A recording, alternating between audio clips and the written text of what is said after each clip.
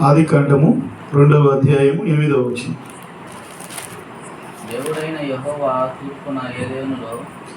దేవుడైన యెహోవా తూర్పున ఏదెనులో ఒక తోట వేసి తను నిర్మించిన నరుణ్ణి దానిలో ఉంచెను. చాలు, ప్రార్థన చేస్తున్నాం. మహాపరిశుద్ధుడైన దేవా యేసయ్యా, నీ నామమునకు వేలాది స్తోత్రాలు తండ్రి. పరిశుద్ధుడా, నమ్మదగిన దేవా, నీ కృప చూపండి అయ్యా. బలమును, శక్తిని, ఆరోగ్యాలను దయచేయండి తండ్రి. చేరిన ప్రతి బిడ్డను దీవించండి, ఆశీర్వదించండి దేవా. రావాల్సిన వారు, వస్తున్న వారిని త్వరపెట్టి నడిపించండి తండ్రి. రాలేకపోవచ్చిన వారి నిమిత్తం ప్రార్థిస్తూ ఉన్నాము తండ్రి. వారికి మరొక తరుణాన్ని దయచేయండి తండ్రి. దూర ప్రాంతం నుండి నానా శబ్ద యంత్రము ద్వారా వింటున్న వారిని కూడా ఆకర్షించండి దేవా. పరిశుద్ధుడా, నమ్మదగిన దేవా, మనుష్యుడు మాట్లాడితే ప్రయోజనం లేదు దేవా. మీ పరిశుద్ధ ఆత్మ ద్వారా పాపికి రక్షణ కలుగు మాటలు నాన్న, మేము ఆత్మీయంగా ఎదగగల మాటలు నాన్న మీరే మాతో మాట్లాడమని యేసయ్య నామమున ప్రార్థించి అడిగి వేడుకొంచున్నాము తండ్రి. ఆమేన్. ప్రియులారా, ఈ యొక్క ఆదికాండము 2వ అధ్యాయము 8వ వచనంలో చూస్తే మనం ఏం చూసాము? ఈ దేవుడైన యెహోవా తూర్పున ఏదెనులో ఏమేసాడట? ఒక తోట వేశాడంట. అందులో తను నిర్మించినటువంటి నరుణ్ణి ఉంచెను అని చూస్తున్నాం. ఏదేను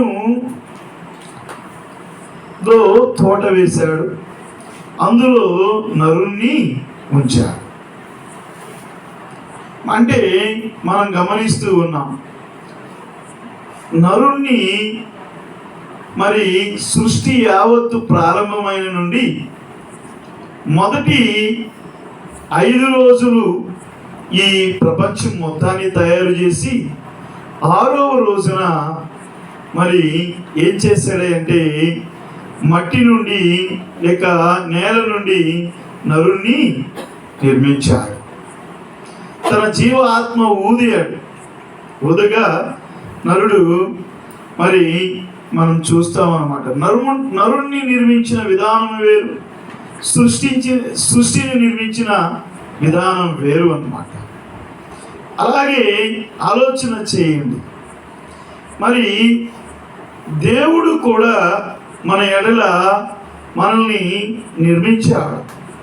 తల్లి గర్భములో ఉండగా అసలు ఆ ఎముకలు ఏర్పడటం, ఆ అవయవాలు ఏర్పడటం ఎంత అద్భుతమో, ఎంత ఆశ్చర్యమో ఆలోచన చేయండి. మరి నిర్మించిన నిన్ను నన్ను ఒక కుటుంబంలోకి పంపించాడు. అంటే జగతి పునాది వేయబడక మునిపే నిన్ను నన్ను ఏర్పరచుకున్నాడు. ఏర్పరచుకున్న ప్రభువు ఏం చేశాడు అంటే ఒక కుటుంబానికి పంపాడు. ఏదైనా తోటలో ఎవరిని ఉంచాడు? ఏదైనా తోటలో ఎవరు ఉంచాడు? నరుణ్ణి ఉంచాడు. మరి మనల్ని ఎక్కడ ఉంచాడు? కుటుంబంలో ఉంచాడు. ఎక్కడ ఉంచాడు మనల్ని? అందరికి కుటుంబాలు ఉన్నాయా లేవా? ఉన్నాయి కదా. కాబట్టి నరుణ్ణి అయితే ఏదైనా తోటలో ఉంచాడు. మరి మనం చూస్తే కుటుంబంలో ఉంచబడ్డాం. చూడండి, మరి నరుడు ఏమి చేయటానికి ఏదేనులో ఉంచబడ్డాడు? నరుడు ఎందుకు ఏదేను తోటలో ఉన్నాడు? చూడండి, అక్కడ చదవండి.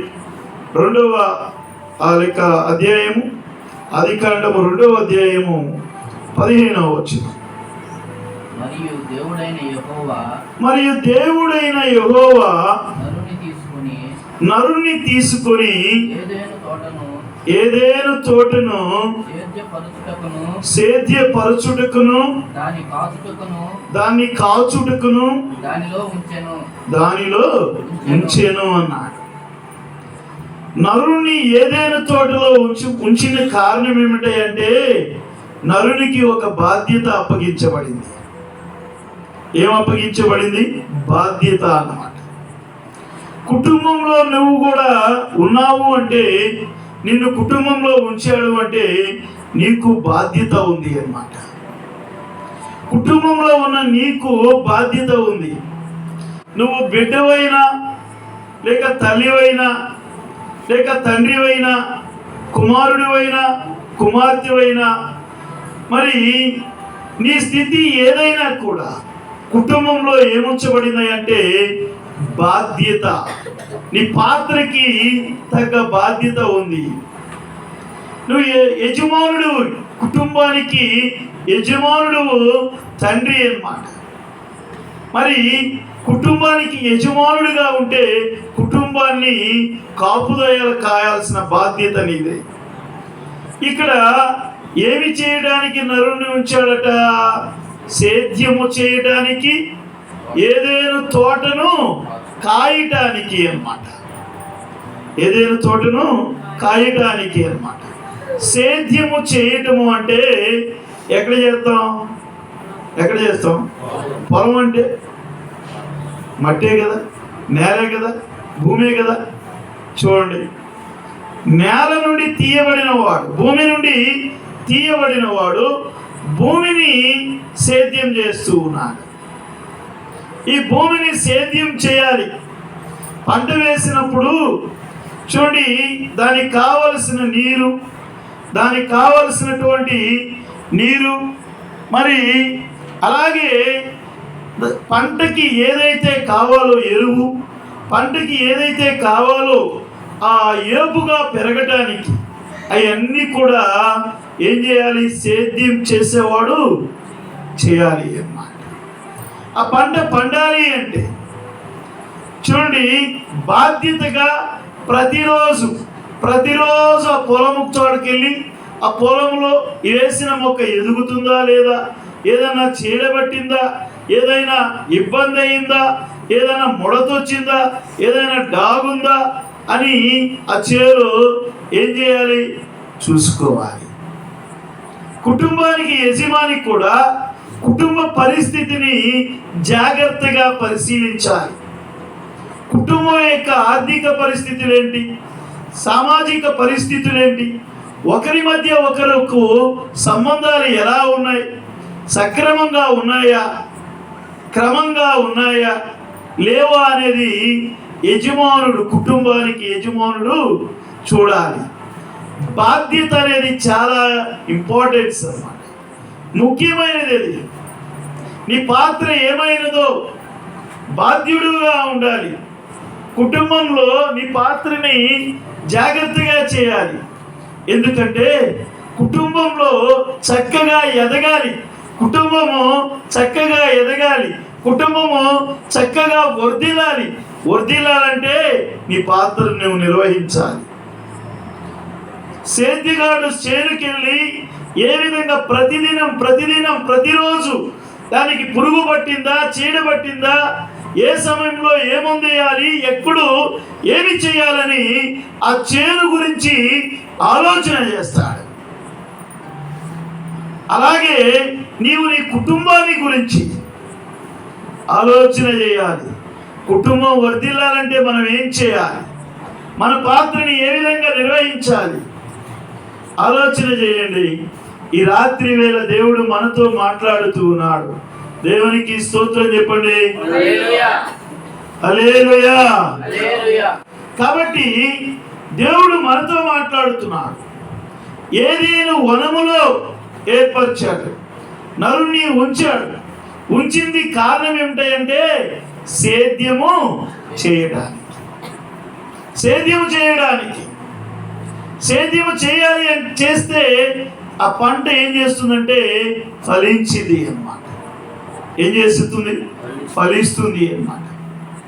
మనం సంఘంగా ఫలించాలి, కుటుంబంగా ఫలించాలి అంటే మన బాధ్యతను ఏం చేయాలి? నిర్వర్తించాలి అన్నమాట. సంఘం కూడా ఫలించాలి అంటే, మరి కుటుంబం కూడా వర్ధిల్లాలి అంటే మన బాధ్యత నిర్వర్తన. మనం జాగ్రత్తగా కాపాడుకోవాలి అన్నమాట. నీవు దేవుని మందిరములకు వెళ్ళినప్పుడు నీ ప్రవర్తన జాగ్రత్తగా చూసుకోమన్నాడు. నీ ప్రవర్తన జాగ్రత్తగా చూసుకోమన్నాడు.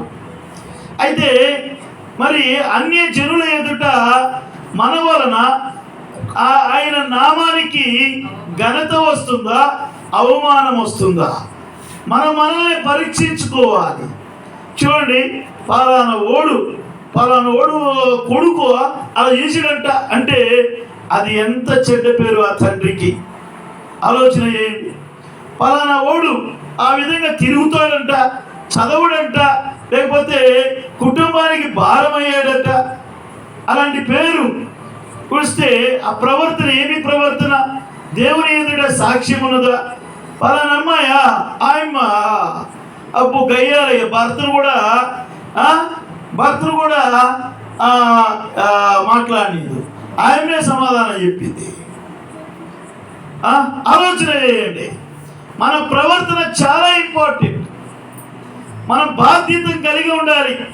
మందిరములో, సంఘములో, కుటుంబంలో మన పాత్ర నిర్వర్తించాలి. ఎక్కడ తగ్గించబడతావో అక్కడ నువ్వేమవుతావు? హెచ్చించబడతావు. ఆలోచన చేయండి. మరి ఎక్కడైనా కూడా మన జీవితం దేవుని యొక్క లక్షణాలు మనలో ఉండాలి అన్నమాట. కుటుంబం వర్ధిల్లాలి అంటే ఆలోచన చేయండి. ఈ రాత్రి వేళ దేవుడు మనతో మాట్లాడుతూ ఉన్నాడు. సేద్యగాడు పొలానికి వెళ్ళి ఏ విధంగా పరిశీలించి ఏ సమయంలో ఏది వేయాలో ఆ పొలానికి అప్పుడు మాత్రమే ఏమొస్తుంది? పంట పండుతుంది అన్నమాట. కుటుంబం కూడా వర్ధిల్లాలంటే ఎవరి పాత్రను వారు నిర్వర్తించాలి. సేద్యము చేయడమే కాదు, పంట పండించడమే కాదు, దాన్ని ఏం చేయాలి? కాపుదల కాయాలి.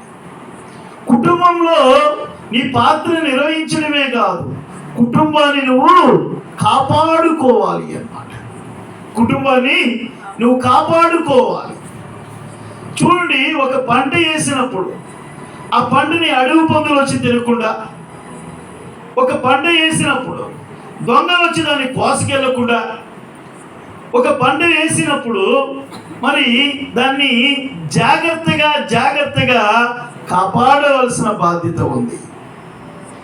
కుటుంబంలో ఉన్నప్పుడు నీ బిడ్డలను నువ్వు భద్రపరచాల్సిన బాధ్యత ఉంది. వాడు సరైన మార్గంలో నడవలసినంటే మరి వాడు నిన్ను చూసే కదా నేర్చుకునేది. పిల్లవాడు ఎవరైనా కూడా మన పిల్లలు మనల్ని చూసే నేర్చుకుంటారు. మనం బాధ్యతగా ఉంటే వాడు బాధ్యత నిర్వర్తిస్తాడు అన్నమాట. ఆలోచన చేయండి. బాధ్యత కాపుదల కాయాలి.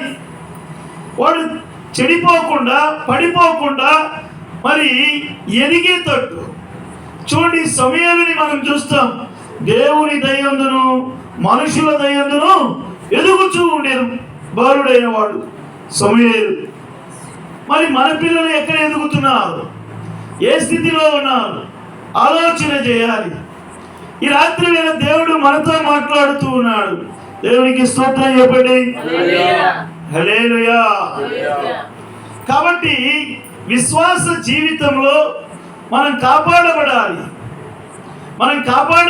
అంటే ఆత్మల కాపరి అయిన యేసు యొద్దకు రావాలి. విశ్వాస జీవితాన్ని కాపాడుకోవాలి. గర్జించు సింహం వలె పొంచి ఉన్నాడు సాతాను. గర్జించు సింహం వలె పొంచి ఉన్నాడు. వాడు ఏం చేస్తాడంటే ఎప్పుడు మింగుదలా, ఎప్పుడు తప్పుతో పట్టియాలా విశ్వాసులను చూస్తూ ఉన్నాడు. మనం కాపాడబడాలి.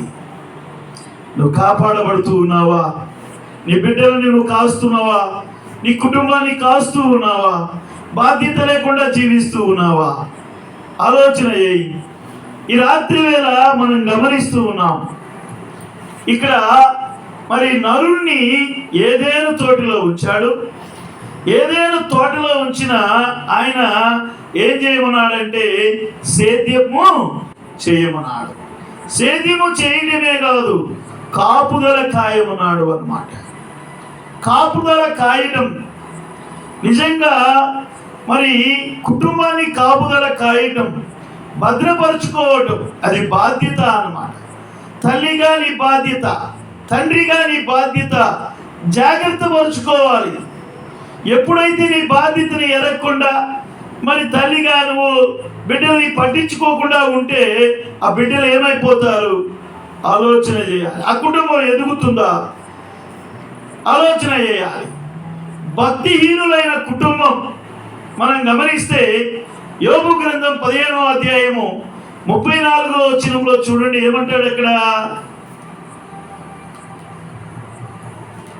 యోబు గ్రంథము 15వ అధ్యాయం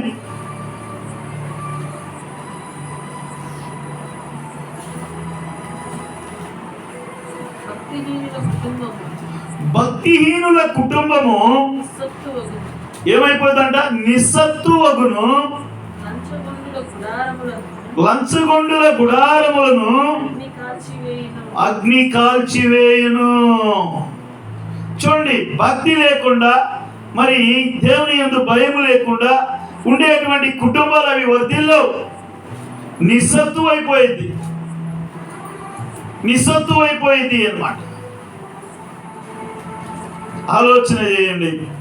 ఈ రాత్రి వేళ మనం భక్తి కలిగి ఉంటే మన కుటుంబాలు ఏమవుతాయంటే వర్ధిల్లతాయి అన్నమాట.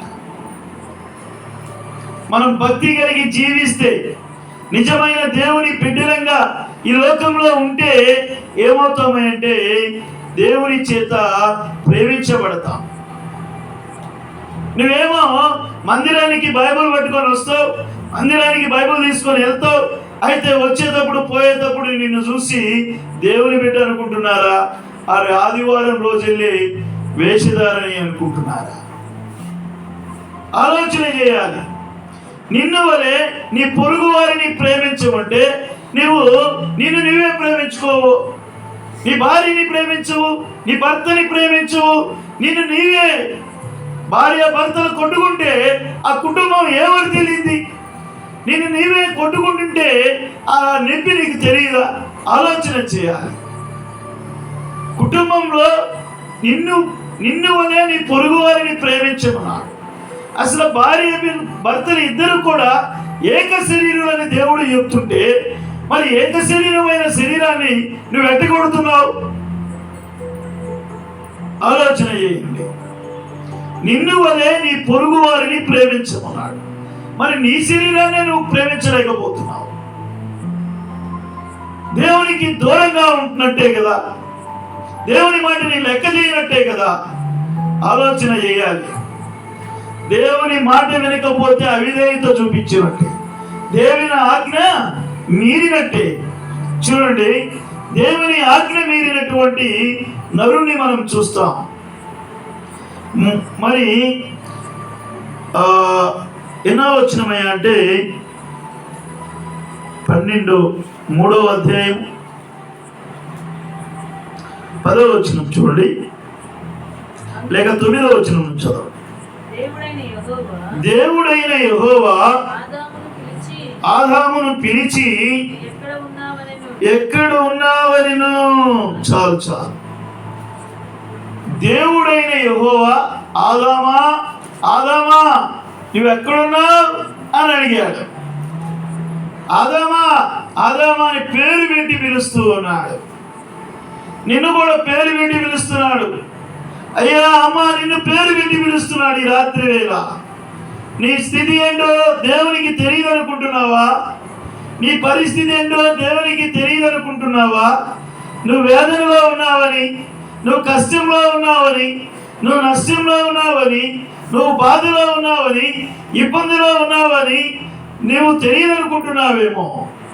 దేవుడికి సమస్తము సాధ్యమే అన్నమాట. ఈ లోకంలో మరుగైనది ఏది కూడా లేదు అన్నమాట. ఆదాము గురించి దేవునికి తెలియదా? తినొద్దన్న పండు తిన్నాడని తెలుసు, అయినా పిలుస్తున్నాడు. దేవునికి వ్యతిరేకంగా ఉన్న నేను పిలుస్తూ ఉన్నాడు. దేవునికి దూరస్తులమై దేవునికి దూరముగా ఉండి నీ ఇష్టానుసారమైన ప్రవర్తన కలిగి ఉండి నువ్వు చెడు కార్యాలు చేస్తూ దుర్భరమైన జీవితాన్ని జీవిస్తున్నా నేను చూస్తూ ఉన్నాడు. ఈ రాత్రి వేళ నేను పిలుస్తూ ఉన్నాడు.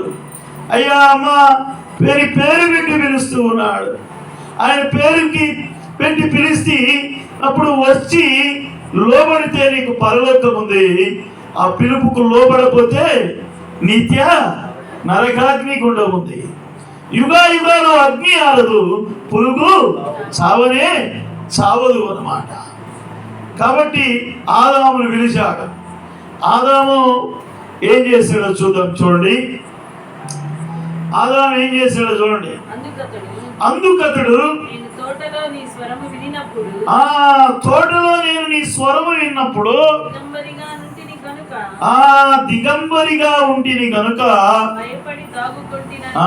భయపడి దాగుకుంటిని అన్నాడు. దేవునికి తెలియదా మరి? అంతేకాదు ఇంకేం చెప్తున్నాడు చూడండి. అందుకైన దిగంబరివని నీకు తెలిపిన వాడెవడు? తినకూడని పండుని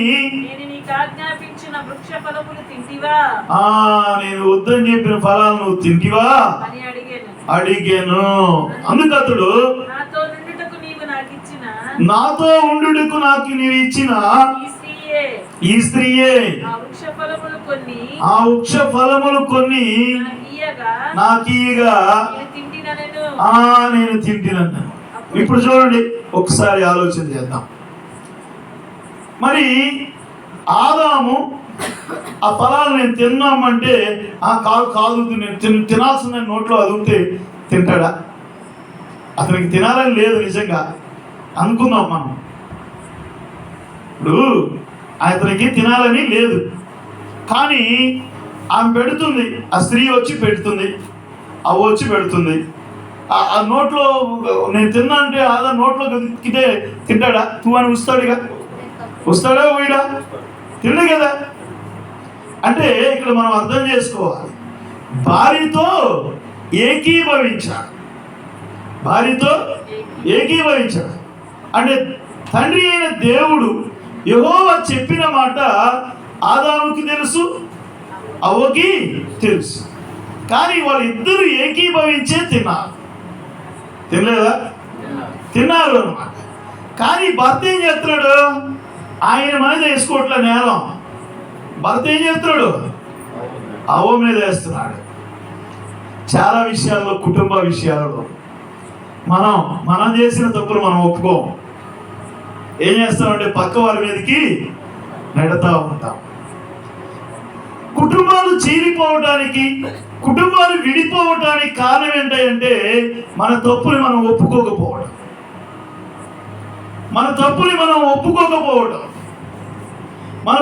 మనం చేసిన తప్పుని పక్క వారి పైన నెడతా ఉంటాం. ఎప్పుడైనా మానవుని మనం గమనిస్తే తన తప్పులు ఎవడు ఎప్పుడు ఎదుటోళ్ళు చేసియే చెప్తా ఉంటాడు. ఎదురోళ్ళు చేసియే చెప్తాడు. మీరు ఎవరినైనా గమనించాలి. మనం చేసిన తప్పులు చెప్పాం. మన మీద ముందుకు వచ్చినోడి పేరే వాడు చేసాడు, ఇట్లా చేసాడు, వాడలా అని చెప్తామే కానీ మనం చేసిన తప్పుని చెప్పం. ఆదాము కూడా ఏం చేశాడంటే మరి అదే చేశాడు. తను తప్పు ఒప్పుకోవట్లా. ఏమంటున్నాడు? నేను దిగంబరినై దాగుకుండిని అన్నాడు. అంటే తన స్థితిని తెలియజేశాడు, ఒప్పుకున్నాడు. ఏంటది? తన స్థితి ఒప్పుకున్నాడు. నేను పాపం చేశానయ్యా, నువ్వు తినొద్దన్న పండుని తిన్నాను, నేను దిగంబరిని అయిపోయాననే విషయం నాకు తెలిసింది.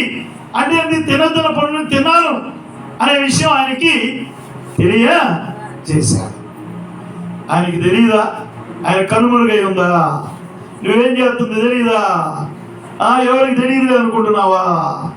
నువ్వేం చేస్తున్నావో తెలుసు, నువ్వు తాగుతున్నావని తెలుసు, నువ్వు తిరుగుబోతువని తెలుసు, నువ్వు దేవునికి దూరంగా ఉన్నావని తెలుసు.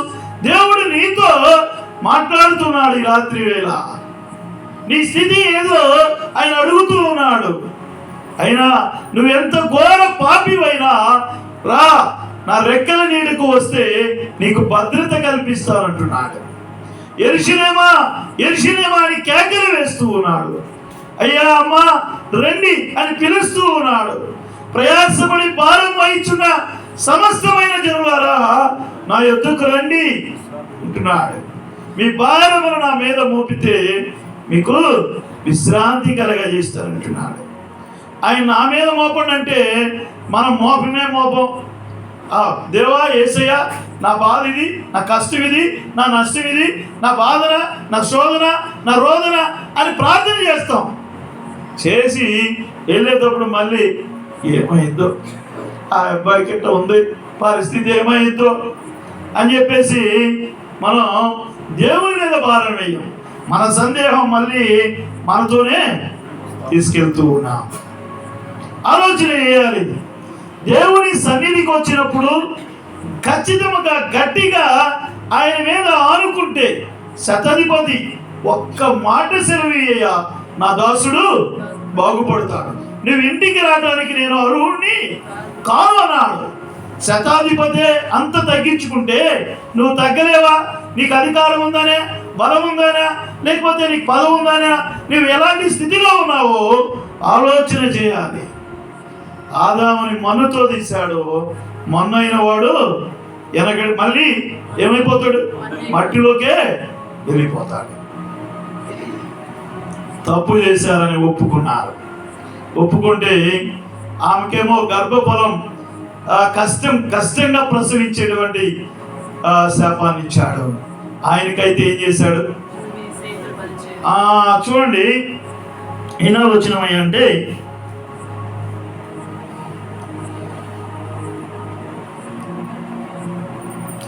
17వ వచనం.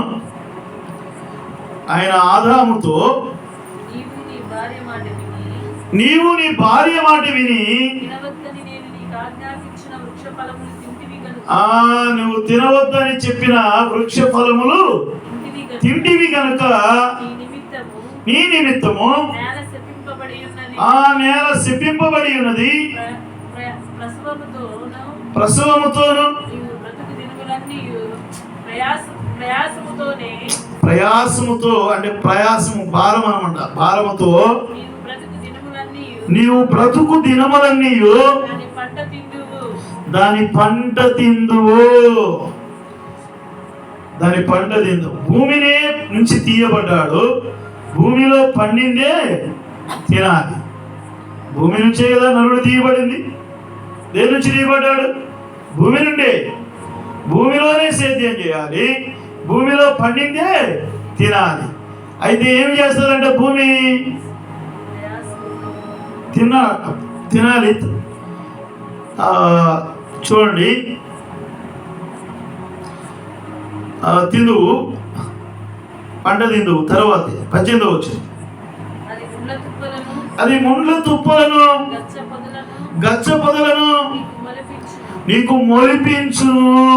భూమి ఏం చేస్తుంది? నీ పంట ఏం చేయాలి? పంట రాదు. నువ్వు వ్యవసాయం చేసిన వాడు కదా, ఆ పంట వేస్తే పంట రాదు. వ్యవసాయం చేసిన వాళ్ళకి తెలుస్తుంది. ఏమొచ్చింది? దాంతోపాటు గడ్డి మొక్కలు, కలుపు మొక్కలు వస్తూ ఉంటాయి. వచ్చినప్పుడు మరి కలుపును వదిలేసాం అనుకో, ఆ పంట ఎదిగి రాదనమాట, పైకి ఎదగదు. ఏమైంది? ఈ కలుపు మొక్కలు వాటిని అణిచేస్తూ ఉంటుంది. ఆ కలుపు మొక్కలు ఏం చేస్తాయి? అణిచి వేస్తూ ఉంటాయి అన్నమాట. మరి ఇక్కడ ఏమొస్తాయంట? ముండ్ల పొదలు, గచ్చ పొదలు వస్తాయి. దేవుని మాటకు లోబడకపోతే ఏమవుతున్నాయంటే మన కుటుంబాలలో ముళ్ళ పొదలు, గచ్చ పొదలు. ముళ్ళు ఎప్పుడు ఏం చేస్తుంది? దాని జోలికి, దాని మీదగా నడిచేవా ఏం చేస్తుంది? అదేమో ఊరికి ముందు పెట్టుకునిదా? ఏం చేసేది? గుచ్చుకునిదే అన్నమాట. ముళ్ళు గుచ్చుకునిదే అన్నమాట. అది గుచ్చుకునిది అంతే. ముళ్ళు గుచ్చుకోవడం అన్నమాట. నువ్వు ఎప్పుడైతే దేవునికి అవిధేయుడు అయిపోతావు, దేవుని మాటకి లోబడిపోతావు, నీ కుటుంబంలో ఒకటే ముళ్ళు నువ్వు నడిచే మార్గం ముళ్ళు. నీ కుటుంబంలో ముళ్ళు వస్తూనే ఉంటాయి. శోధన శోధన శోధన, కష్టం కష్టం, ఏది నిలబడదు. అయ్యా నేను ఎంతో కష్టపడుతున్నాను, ఎంతో శ్రమ చేస్తున్నాను, అయితే ₹1 మిగలట్లేదయ్యా. అది హాస్పిటల్ పాలవుతుందో, అది ఇంకో దానికి ఖర్చు అవుతుందో, ఏదో డబ్బులు మాత్రం వస్తున్నాయ్యా, కానీ అది వేస్తే ఏమవుతున్నాయి? వేసినా చిల్లి సంచులో వేసినట్టు అయిపోతున్నాయి, ఏం నిలబడుతుందా? కారణం దేవుని మాటకు లోబడేవాడు. శోధన అన్నమాట, అదొక శోధన. కుటుంబంలో నువ్వు శోధించబడుతున్నావా? కష్టంలో ఉన్నావా? నష్టంలో ఉన్నావా? వేదనలో ఉన్నావు? నీ కుటుంబం ఏ స్థితిలో ఉన్నదో ఆలోచన చేయి. నీ యొక్క కుటుంబంలో ఏ ముళ్ళుందో, పగ అనే ముళ్ళుందో, ద్వేషం అనే ముళ్ళుందో, మరి కోపం అనే ముళ్ళుందో, నీలో సమాధాన పడే మనసు లేని ముళ్ళుందో, ఏ ముళ్ళుందో ఈ రాత్రి వేళ నీతో నాతో మాట్లాడుతూ ఉన్నాడు. మనందరినీ ఆయన మాట్లాడుతున్నాడు. కుటుంబంలో ఉన్న ముళ్ళుని మనం తీసివేసే వాళ్ళంగా ఉండాలి. గడ్డిని లేక కలుపు మొక్కని పంటలో ఆశను పెరగనిస్తామా? కుటుంబంలో వచ్చే చిన్న చిన్న శోధనని కంటిన్యూ చేస్తారా? సమాధాన పడతారా? ఆలోచన చేయండి. ఏం చేయాలి? సమాధాన పడాలి. ఏమంటున్నాడు? తనని తగ్గించుకున్నవాడు వాడు హెచ్చించబడతాడు. కుటుంబంలో నువ్వు తగ్గించుకో, నువ్వు తగ్గించుకో, నీ భర్త కాడు తగ్గించుకో, నీవు నీ భార్య కాడు తగ్గించుకో, నీ తండ్రి దగ్గర తగ్గించుకో. నువ్వు ఎక్కడైనా నీ పాత్ర ఏదైనా, కుమార్తెవైనా, కుమారుడు అయినా, తండ్రివైనా, భార్యవైనా, మరి చెల్లివైనా, అక్కవైనా, నీ స్థితి ఏదైనా కూడా నీవు తగ్గించుకోవాలి. తను తగ్గించబడిన వాడు హెచ్చించబడతాడు. పరిసయ్యుడు ప్రార్థన చేశాడు, నాకేం లే అనుకున్నాడు. పరిసయ్యుడు ప్రార్థన చేశాడు, దేవా నేను ఆ సుంకరి వలె కాదు, నేను ఆయన వలె కాదు అని గర్వంగా ప్రార్థన చేశాడు. నేను నీకు ఎంత ఇస్తున్నానని ప్రార్థన చేశాడు. సుంకరి ప్రార్థన చేశాడు, నీ వైపు చూడటానికి కూడా అర్హుని కానయ్యా, అర్హత లేనివాడిని, నన్ను నీ మందిరమునకి నడిపించావు తండ్రి అని ప్రార్థన చేస్తే సుంకరి ప్రార్థన అంగీకరించబడింది. ఆలోచన చేయండి. గొర్రెల కాపరిగా ఉన్న రాజు మరి దావీదును రాజుగా చేశాడు.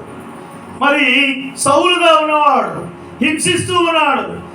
క్రైస్తవులు అన్న వారిని మరి హింసిస్తూ ఉన్నాడు అన్నమాట. అట్టి దుర్మార్గుడైన వాడే మారిపోయాడు దేవుని మాటకు లోబడి. సౌలు పౌలుగా మారాడు. ఈ రాత్రి వేళ నువ్వు మారవా?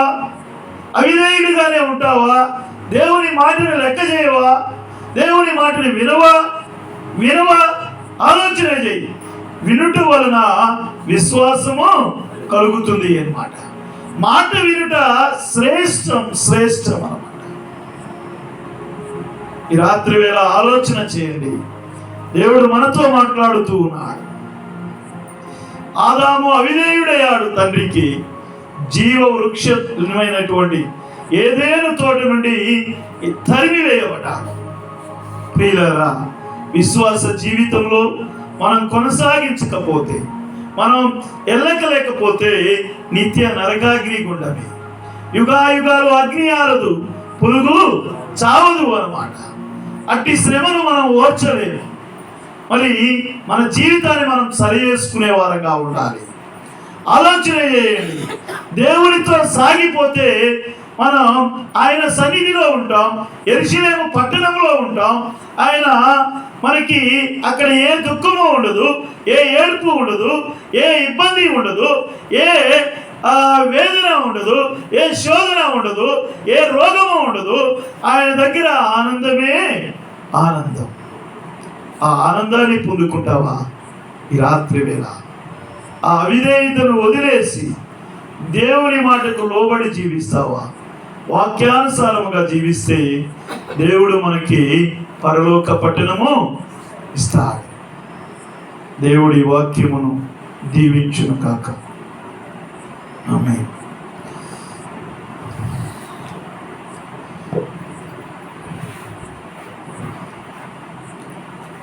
నే సాగెద యేసునితో నా జీవిత కాలమంతా, నే సాగెద యేసునితో నా జీవిత కాలమంతా.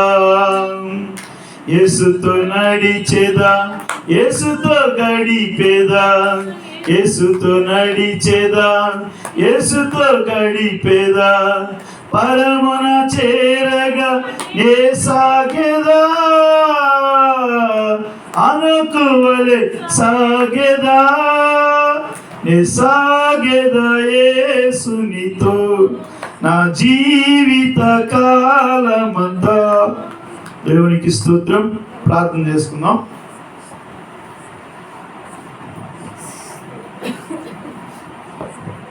మహాపరిశుద్ధుడు అయిన తండ్రి యేసయ్య నీ నామమునకు వేలాది స్తోత్రాలు దేవా. అనా తండ్రి, ఆదామును నిర్మించి ఏదైనా తోటలో ఉంచారు తండ్రి. ఏదైనా తోటలో సేద్యము చేయుటకు, ఏదైనా తోటని కాపలా కాయుటకు ఉంచారు తండ్రి. అయితే ఆదాము తినవద్దని చెప్పిన ఫలమును తినుట వలన నాన్న యేసయ్య ఏదైనా తోటము నుండి, ఏదైనా వనము నుండి నాన్న తరిమివేయబడ్డాడు. పరిశుద్ధుడా, నమ్మదగిన దేవా యేసయ్య తండ్రి, నీ కృప చూపండి తండ్రి. మా జీవితాలలో నీకు అవిధేయత చూపుతుంటే మమ్మల్ని మన్నించండి తండ్రి. వాక్యానుసారమైన జీవితాన్ని మాకు దయచేయండి దేవా. చేరిన ప్రతి బిడ్డని నాన్న మీ వారి హృదయాలని కదిలించండి తండ్రి. నీవే నిజమైన దేవుడు అని, నిజరక్షకుడు అని నాన్న ఎరగడానికి సహాయం దయచేయండి తండ్రి. పరిశుద్ధుడా, నమ్మదగిన దేవా, శబ్ద యంత్రం ద్వారా వింటున్న వారిని కదిలించండి తండ్రి. నానా నీ కృప చూపండి దేవా. మహిమగల తండ్రి, పరిశుద్ధుడు అయిన దేవా, ఈ రాత్రి వేళ చేరిన ప్రతి బిడ్డని దీవించి ఆశీర్వదించమని యేసయ్య నామములో ప్రార్థించి అడిగి వేడుకొంచున్నాము తండ్రి. ఆమేన్.